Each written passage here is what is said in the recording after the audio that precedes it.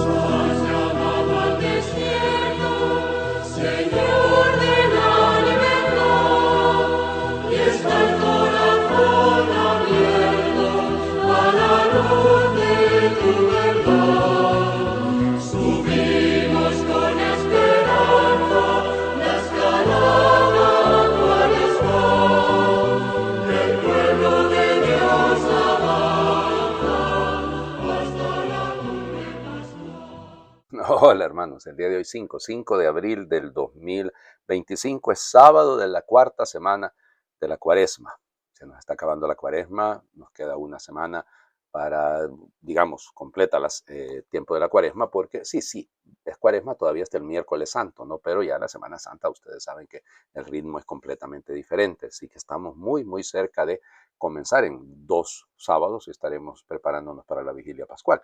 Así que por lo tanto hay que acelerar, yo insisto en esto, acelerar esta preparación próxima.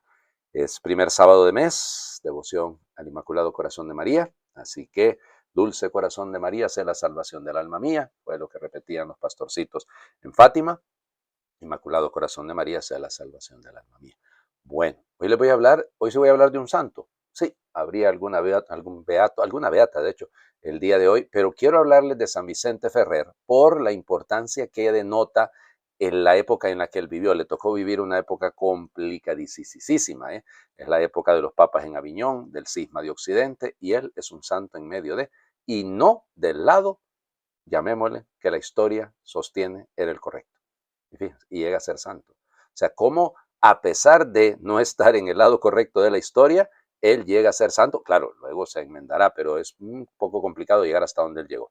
Vicente Ferrer nació en enero de 1350 en Valencia, en una familia bastante acomodada. Don Guillermo, doña Constanza eran sus padres.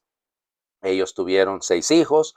Bueno, don Guillermo era notario, era abogado, y eso le permitía, lógicamente, pues codearse con las altas esferas, llamémosle así, y logra que su hijo desde pequeñito, imagínense ustedes que ya tenía un beneficio, es decir, sin ni siquiera ser sacerdote, y ya tenía un beneficio, significa que había unas rentas que le llegaban a él.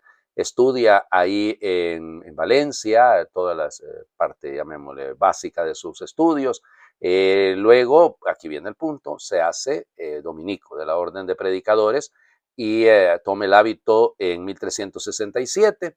Es enviado luego a varios lugares, a Lérida, a Barcelona, a Toulouse. De hecho, ahí en Lérida es donde estaba el estudio general, así le llaman, ¿no?, de la Corona de Aragón. Ahí se destacó él como un gran y un insigne profesor, pero es la época precisamente donde se vive el cisma de Occidente.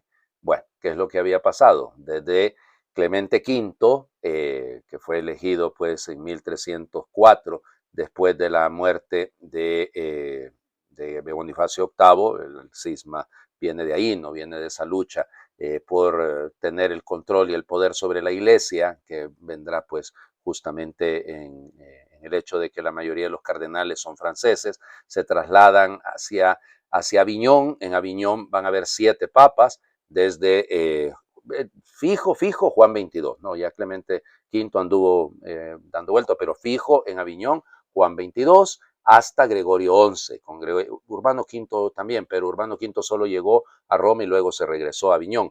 Gregorio XI, que pues llega a Roma, se establece en Roma. Roma era un hervidero, ¿no? Roma era un desastre. Ahí era, y era la inseguridad precisamente que obligó a los papas a moverse hacia la zona de Aviñón. El condado venaciano, como se le llama normalmente, era propiedad de los papas, ¿verdad? Los papas habían pagado por ese, o sea, era parte de los estados pontificios. Hoy en día es parte de Francia, pero empezó a hacerlo en la Revolución Francesa, o sea que cuidado, dicen que era Francia, no era Francia. Hoy en día es Francia, pero en ese momento no lo era. Bueno, y entonces elige a Urbano VI y viene el problema, porque en el momento de la elección, como hubo un desorden ahí en el momento de elegirle, que hubo presión, la hubo. Los romanos no querían que se eligiera a otro francés, querían que se eligiese a un italiano o un romano, ¿no? El único que estaba ahí era el cardenal Tevaldeschi, que era propiamente romano. Pero bueno, igual el tema es que se hace la presión, logran eligen, como les digo, a Urbano VI. Urbano VI era en ese momento arzobispo de Génova, Bartolomeo Prignano se llamaba él realmente.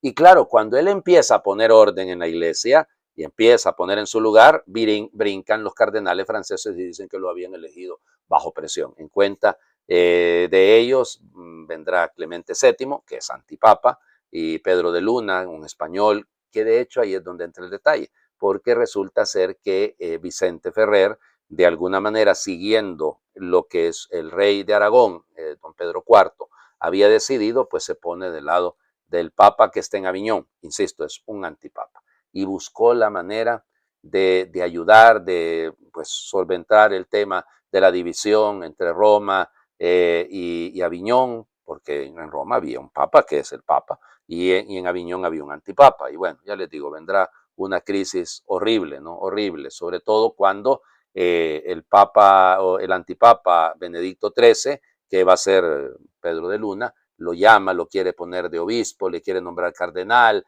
decir un montón de cosas y él no acepta. Él se da cuenta que no es ese el camino y tuvo varias visiones al respecto. Llegó un punto en el que se volvieron a reunir otro grupito de cardenales y dicen, bueno, ninguno, ni el de que está en Roma, ni el que está en Aviñón. Y entonces pongamos un tercero. Y pusieron un papa en Pisa, ¿ya? Que el más famoso va a ser un Juan XXIII, ¿de acuerdo? Así, Juan XXIII, San Juan XXIII, no, no, no. Por eso Juan XXIII se puso Juan XXIII, para cerrar de una sola vez el último de los que quedaba de esos antipapas, entonces ponerse el nombre, porque todos estos, Clemente VII y Benedicto XIII, todos ellos antipapas, pero luego habrá un papa que va a tomar ese nombre, para decir claro por dónde era la línea. Vicente, como les digo, va a tratar de mediar, pero vamos, no lo logra, hasta que finalmente la corona de Aragón decide ya dejar como de seguir al antipapa que estaba en Aviñón y pues se adhieren a la elección de Martín V, que ahí ya finalmente termina todo el conflicto. Pero al pobre le tocó vivir en medio de eso, tratando de solventar problemas, tratando de predicar, es decir, no quería ningún puesto, ninguna cosa, lo que quería era temete Dios, temete temor de Dios, la clave. Por eso siempre señala al cielo sus cuadros, siempre están, temete Deo, ¿ves? Hay el temor de Dios para que nos salvemos. Yo creo que eso es muy legítimo, ¿no? Fíjense. Se quedó predicando, fíjense que se dice que el primer orfanato que se fundó en Valencia, que sigue funcionando, no me acuerdo cómo es que lo leí en algún momento, el nombre del orfanato, pero hoy en día se llama San Vicente de Ferrer, ¿no? Pero era un orfanato real de no sé qué, o colegio imperial de los niños, no sé cómo se llama. Pero el asunto es que fue él el que lo fundó. Los últimos años pues, de su predicación se va a Francia y anda predicando en toda la zona de la Bretaña y va a morir en Vannes el 5 de abril de 1419. Respecto a la canonización, ya les diré, porque querían canonizarlo prácticamente bastante rápido, ¿no? Pero al final terminó siendo canonizado en 1435, creo. Aunque realmente, sí, bueno, sí, 1400, no puede ser 1435, tiene que haber sido 1455. Sí, 1455. Perdón, que yo estoy recordándome ahorita de algunas cosas. Ya les digo, una figura controversial en medio de una controversia.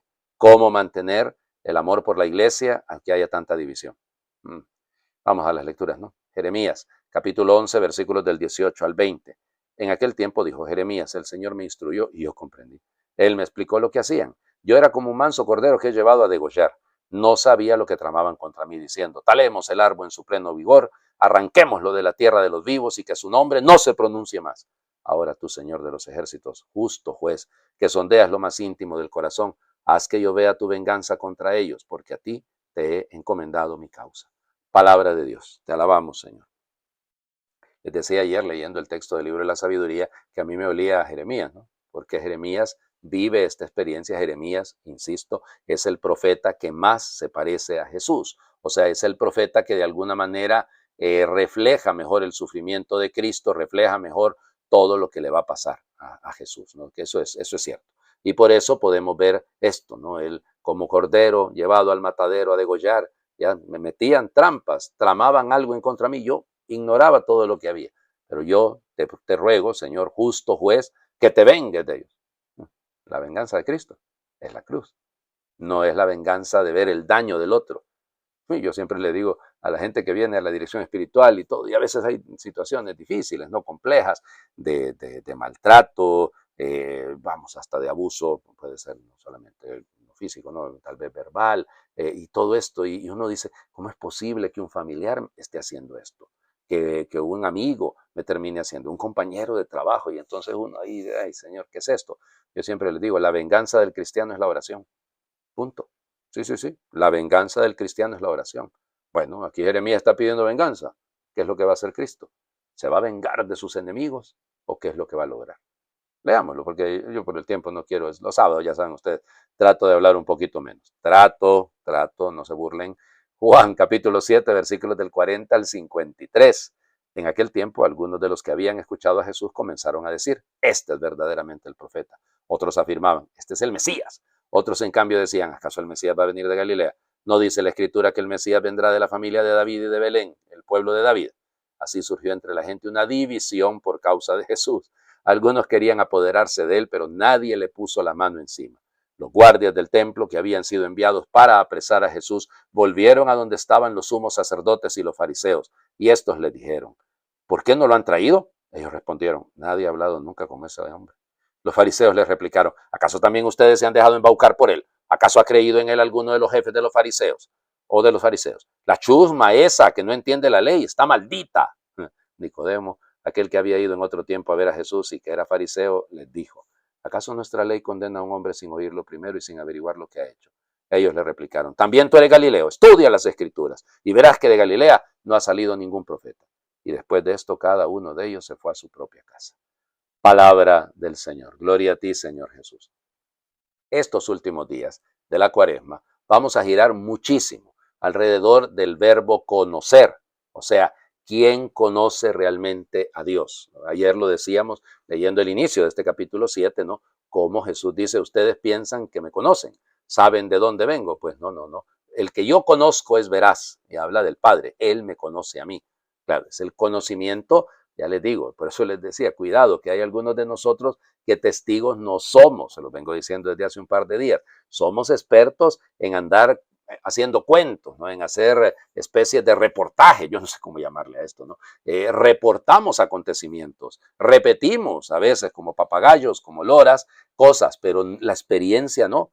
Entonces estos no lo conocen, no conocen la fuente de la verdad que es Cristo. O sea, no saben que Él ha nacido en Belén.